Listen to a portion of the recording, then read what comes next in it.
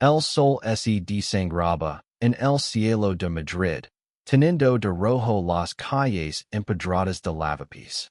Diego, con las manos en los bolsillos, sintió el peso de un día más como ninero. Pero algo, en el olía a cambio. Como así el destino estuviera a punto de emboscarlo. Cuando Sofía, de 6 años, corrió hacia él con una sonrisa que podía derretir el hielo, supo que su vida nunca volvería a ser la misma. Diego, de 28 años, había llegado a Madrid desde un pequeño pueblo en Extremadura buscando un sueño que no podía nombrar. Era un hombre de gestos suaves, con ojos verdes que parecían guardar secretos y una risa que resonaba como un eco en las plazas. Había estudiado arte, pero la vida lo llevó a cuidar niños para pagar las cuentas. Sofía era su nueva responsabilidad. La hija de Álvaro, un abogado de 35 años, frío como el acero, que vivía en un ático impecable en Salamanca. Álvaro, con su cabello negro perfectamente peinado y su mirada que cortaba como un cuchillo, apenas hablaba con Diego. Sus instrucciones eran claras. Su edad de Sofía. No hagas preguntas. El primer encuentro fue un choque de mundos. Diego, con su camiseta gastada y su mochila llena de lápices de colores, se presentó en el portal del edificio de Álvaro. Sofía lo recibió con un abrazo inesperado. Sus rizos oscuros rebotando, mientras le mostraba un dibujo torpe un sol sonriente. Álvaro, en cambio, lo miró desde la puerta, como si Diego fuera una molestia necesaria. No legues tarde mañana, fue lo único que dijo antes de cerrar la puerta.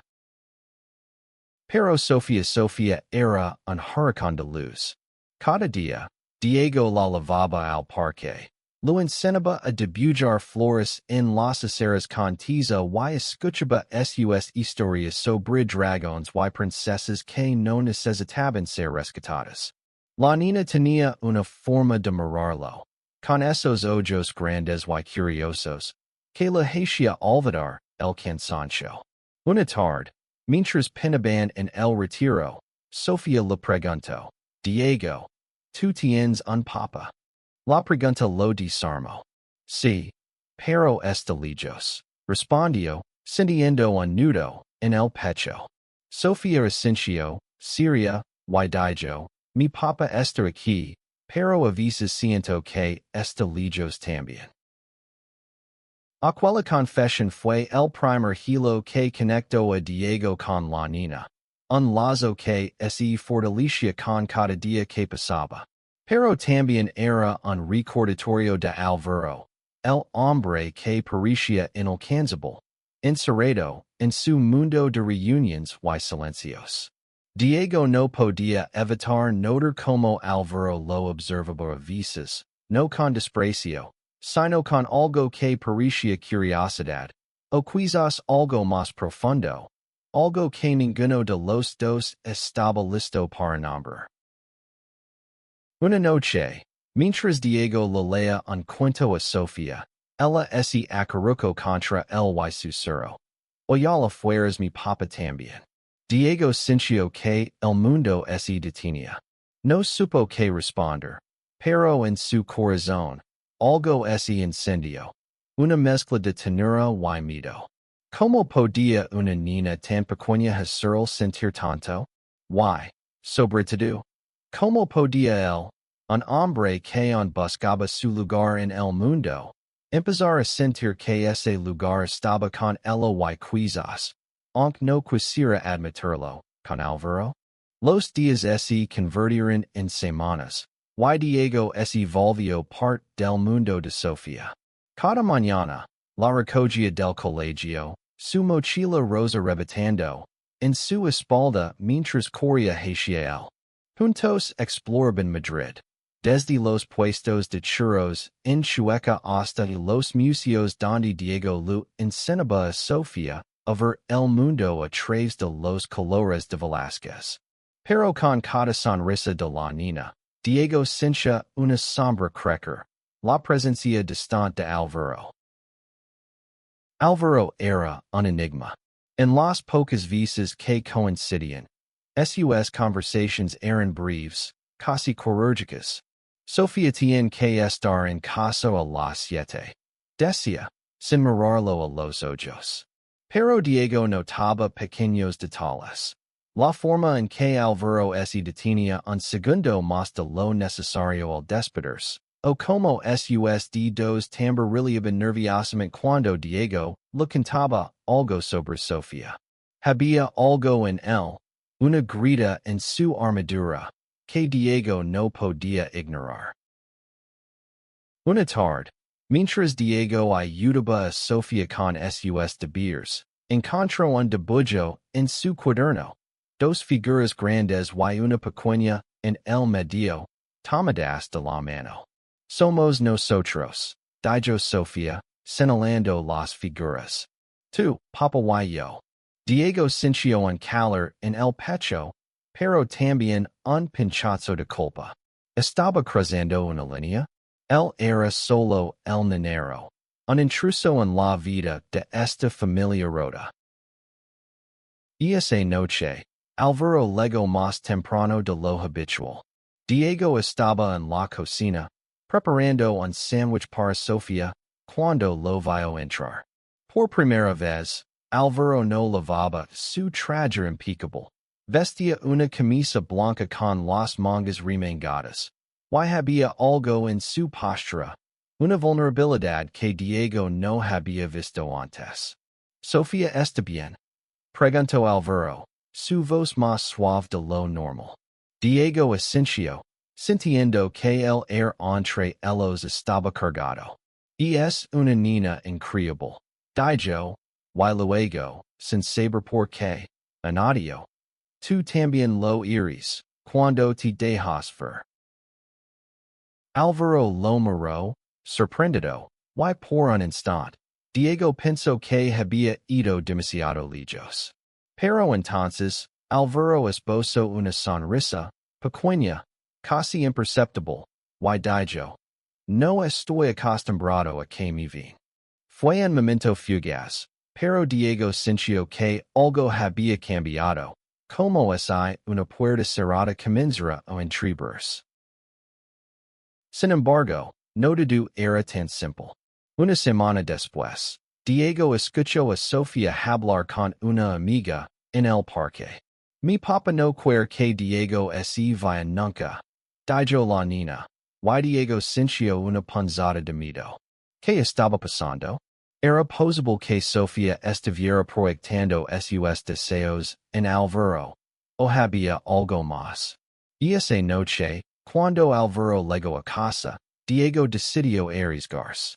Sofía dijo algo hoy sobre que no quieres que me vaya. Álvaro se tensó, su rostro volviéndose una máscara de nuevo. Es una niña. Dice cosas, respondió, pero su voz tembló, traicionándolo. Diego no insistió, pero mientras caminaba de vuelta a su pequeño apartamento en Malesana, no podía sacarse de la cabeza la imagen de Álvaro, solo en su ático, atrapado en un silencio que parecía gritar. El otoño llegó a Madrid, y con él, un frío que se colaba en los huesos. Diego y Sofía seguían su rutina, pero algo había cambiado. La niña parecía más calada, como si presentiera una tormenta que aún no había llegado. Diego, por su parte, no podía ignorar la atracción que sentía hacia Álvaro, una mezcla de curiosidad y algo más profundo, algo que lo asustaba. Una tarde, mientras pasaban por el templo de Diversidad, Sofía dijo que era una bomba. Mi mamá se fue porque papá no la quería de verdad, dijo, mirando el reflejo del agua. Diego se quedó helado. Nunca había preguntado por la madre de Sofía, respetando el silencio de Álvaro. Pero ahora, Los países comienzan a encajar. Era posible que Alvaro estuviera luchando con algo más que la pérdida de su esposa? Esa noche, Diego decidió enfrentar el tema. Cuando Alvaro llegó a casa, lo encontró en el salón, con Sofía ya dormida. Necesitamos hablar, dijo Diego, su voz firme pero amable. Alvaro lo miró, y por primera vez. No había frialdad en sus ojos, solo cansancio. No sé si estoy listo, respondió, pero se sentó en el sofá, a su lado. Lo que siguió fue una confesión que cambió todo. Alvaro, con la voz entrecortada, habló de su matrimonio, de cómo nunca había amado a su esposa como debía, de cómo siempre había sentido algo diferente, algo que lo aterrorizaba. No sé quién soy, Diego, admitió, y en sus palabras había un dolor tan crudo, que Diego sintió el impulso de tomar la mano. No lo hizo, pero se acercó más, diciendo que el silencio hablara por ellos. Esa noche, Diego no durmió. Pensó en su propia vida, en cómo había huido de su pueblo porque nunca encajó, en cómo había escondido su propia verdad durante años. Él también era gay, pero nunca lo había dicho en voz alta, ni siquiera a sí mismo. La confesión de Alvaro fue como un espejo, y Diego no sabía si estaba listo para mirarse en él. La relación entre Diego y Alvaro comenzó a cambiar, lentamente, como el deshilo de un río. Las conversaciones se volvieron más largas, los silencios menos pesados. Alvaro empezó a quedarse en casa algunas tardes, observando cómo Diego llegaba con Sofía, y a veces, incluso se unía a ellos. Una noche, mientras los tres hacían un castillo de cartas en la mesa del comedor, Sofía rió y dijo, somos una familia. Diego y Alvaro se miraron. Y por un momento, el mundo entero pareció contener la respiración. Pero no todo era sencillo. Diego sabía que Alvaro estaba luchando contra años de negación, de miedo al que dirán, de la responsabilidad de ser padre. Y él mismo tenía sus propios demonios. El miedo a ser rechazado, a no ser suficiente. Una tarde, mientras pasaban por la gran vía, Alvaro lo confesó. No sé si puedo hacer esto, Diego. No sé si puedo ser quien quiero ser. Diego, con el corazón en la garganta, respondió. No tienes que decidirlo todo ahora. Solo déjate sentir. El primer beso llegó una noche de lluvia, en el portal del edificio de Alvaro. Sofía estaba con su abuela, y Diego había ido a dejar unos dibujos de la niña. La lluvia los obligó a refugiarse bajo el toldo, y en un impulso, Alvaro tomó el rostro de Diego y lo besó. Fue breve, torpe, pero lleno de una electricidad que ninguno de los dos pudo ignorar. Sin embargo, la felicidad era frágil. Una semana después, Diego recibió una llamada de la madre de Alvaro, una mujer estricta que lo miró con desprecio cuando se conocieron. No eres bueno para mi hijo ni para mi nieta, le dijo. Diego sintió que el suelo se desvanecía bajo sus pies. ¿Estaba destruyendo una familia?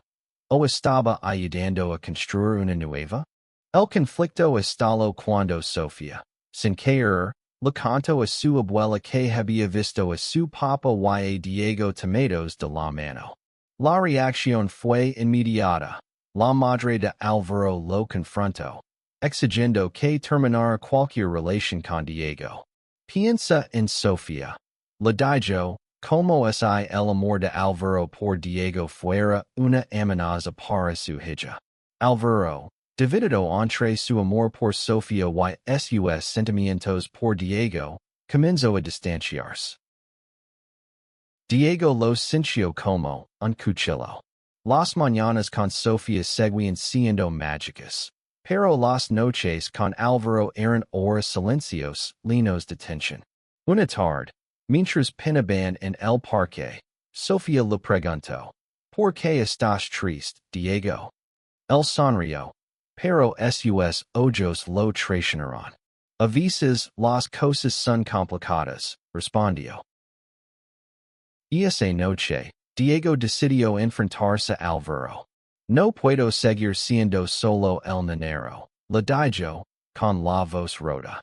Si no estás listo, lo entiendo, pero necesito saberlo. Álvaro lo miró, sus ojos llenos de lágrimas contenidas.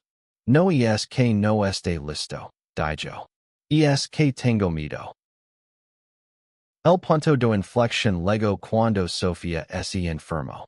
Una fiebre alta la llevó al hospital. Y Diego y Álvaro pasaron la noche juntos, esperando noticias. En ese momento de vulnerabilidad, Álvaro tomó la mano de Diego y no la soltó. No quiero perderte, susurró. Diego sintió que, por primera vez, Álvaro estaba eligiendo luchar. La recuperación de Sofía fue un alivio, pero también un despedida. Álvaro decidió enfrentar a su madre, contando la verdad sobre sus sentimientos. La conversación fue dura, llena de reproches, pero Álvaro se mantuvo firme. Amo a Diego, dijo, y por primera vez, lo dijo sin dudar. Diego, por su parte, también tuvo que enfrentarse a sus propios miedos. Habló con su familia en Extremadura, confesándoles su verdad. No todos lo aceptaron, pero su hermana mayor le dijo algo que nunca olvidaría. El amor siempre vale la pena, Diego. Los meses siguientes fueron una danza de pequeños pasos. Álvaro y Diego comenzaron a salir oficialmente, con cautela. Sofía, lejos de estar confundida, parecía más feliz que nunca. Una tarde, mientras los tres pasaban por el parque del oeste, Sofía tomó una mano de cada uno y dijo, ahora sí somos una familia. Pero el mundo no siempre es amable. Diego y Álvaro enfrentaron miradas de desaprobación, susurros en los parques, incluso comentarios crueles de algunos conocidos. Sin embargo, cada obstáculo los hacía más fuertes. Diego empezó a pintar de nuevo, inspirado por su nueva familia, y Álvaro encontró un equilibrio entre su trabajo y su vida personal. Un año después, Diego, Álvaro y Sofía celebraron el cumpleaños de la niña en una pequeña casa en las afueras de Madrid, un lugar que habían alquilado para el verano. La risa de Sofía llenaba el aire mientras corría por el jardín, persiguiendo mariposas. Diego y Álvaro, sentados en una manta bajo un olivo, se miraron con una complicidad que no necesitaba palabras. No todo estaba resuelto. La madre de Álvaro no aceptaba del todo su relación, y Diego sabía que siempre habría desafíos. Pero en ese momento, con Sofía corriendo hacia ellos y el sol cayendo sobre las colinas, supo que habían encontrado algo más grande que el miedo, el amor. Diego tomó la mano de Álvaro y le susurró. Gracias por dejarme ser parte de esto. Álvaro sonrió. Sus ojos brillando con una calidez que Diego nunca había visto al principio. No, gracias a ti, por enseñarme a ser valiente.